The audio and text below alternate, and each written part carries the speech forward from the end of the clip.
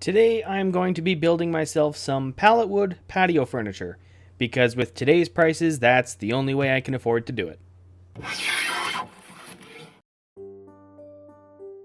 Hey everyone, how's it going? So we've been in this house for 8 years now, and the patio behind the house has never really been all that great. That changes today. Today for you. I've had them for a while now. To start this project off, we actually bought a full set of cushions for a 2-seater and 3-seater couch, and I designed the couches to fit the cushions perfectly. I probably could have assumed the size and it would have been close enough, but it made sense to me to build the couches to fit. Now to actually start this project off, I break into my stack of pallets that I've been collecting for a few months and start disassembling them with a combination of a reciprocating saw with a metal blade and a good old crowbar. We figured pallet wood would work best since it's what we have, and it's more or less free in terms of a material cost, not so much of a labor cost. With the pallets disassembled, I break out probably the best tool ever for pallet disassembly and blast out all of the nails left over from cutting them off with the reciprocating saw and, the whole nails left over from just prying the boards off. It operates on the same principle as your standard air nailers, with the compressed air blasting a nail into the wood, but instead of it being fed a new nail each time it fires, you just sit the denailer over the pointy end of the nail and pull the trigger and it just blasts it right out of there. Now that everything's denailed, I can start running all of the boards through the thickness planer, somewhat to get the boards to the same thickness, but more just to skim the surface of the boards to get a nice balance between the newly uncovered wood and the distressed wood toward the edges. To clear off the edges of the boards, I tried to set up a jointer-like operation at the router table, but it had far too much tear out and it just did not want to work nicely at all. So I scrapped that idea and went with sanding instead. It took a little bit longer, but it worked out better in the end. With all of the boards surfaced and sanded, I can move on to cutting everything up. I set up my stop block and start lopping everything to length with the miter saw as per my cut list. One of these days I'll actually install a measuring tape into the stop block. That would just be so much more useful. And now on to setting up of the pocket hole jig, where after testing the drill trigger a few times, you want to make sure those work, I can jig a crap ton of pocket holes.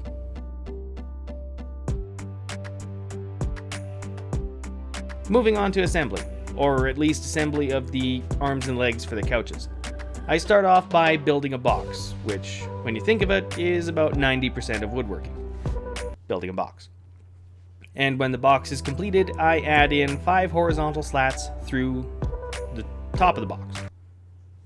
And now for the assembly of the seats/backs for the couches, which is 2 rails and slats spread out through the entire length of the rails with half-inch spacing.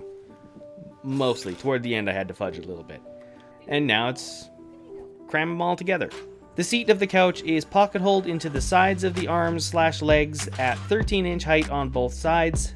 The back support is pocket holed into the back top corners of the arms, and the back piece is screwed into the back of the seat and through the front into the back support. At this point I realized the seat was a little bit too weak in the front, being that unsupported, so I quickly cut out another board and installed it in the front of the underside of the seat with some more pocket holes.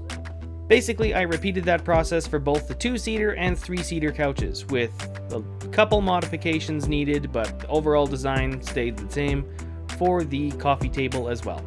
At this point, my shop was completely maxed out for available workspace, so I moved the 3 pieces out into the yard for the final sanding up to 220 grit and finishing. Since these pieces had so much surface area between all of the slats, I opted for a spray finish.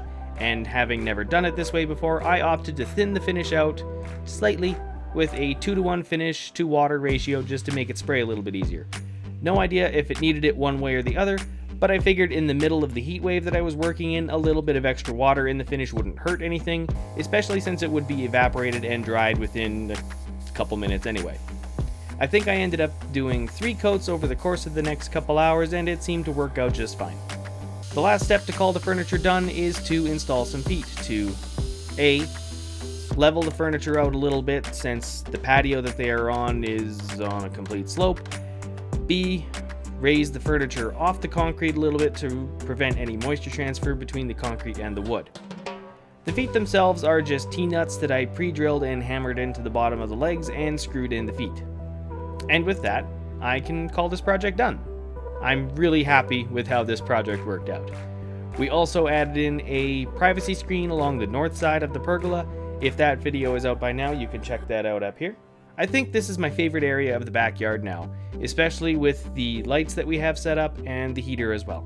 Basically, between us finishing off this space and the snow starting to fly, my wife and I spent every evening it wasn't raining out there. It was a definite improvement to our backyard. Like I mentioned in the beginning of the video, with the lumber prices still being completely through the roof at the moment, and using pallet wood, this project was pretty cheap to set up. The pallet wood was free. It pretty much just required the sweat equity to clean up the boards. I could have just used my sander to clean up the boards, but I did upgrade my thickness planer cutter head in the middle of this project. Now it's a nice spiral cutter head and it cuts really nicely. The 5 sets of patio cushions ended up being about $315 Canadian. We did buy an extra spare cushion set just in case the dogs decide to tear one up. We'll say another $50 for the decorative pillows that we threw on there. Hey, maybe that's why they're called throw pillows, because you just throw them on anywhere, wherever. Just chuck them. A can of exterior finish was about $20, but I did also buy myself the cheapest spray gun as possible, because I hadn't done it before, so who knows. And for the screws, T-nuts, and other leveling feet, we'll say was another $50 or so. So $435, $450 for the entire set. When the in-store options are running for $435 to $450 per piece, I'm pretty happy with how our setup worked out. Much cheaper. And with that, I'm gonna call it a video. Thank you all for watching, and if you like what I'm doing here, give this video a thumbs up and subscribe for more. If you have any questions or comments, I look forward to reading them in the comment section below. And if you want to see more up-to-date projects, you can always follow me on Instagram @JohnTheSchriner. Otherwise, I hope to see you here in the next video, and have a good one.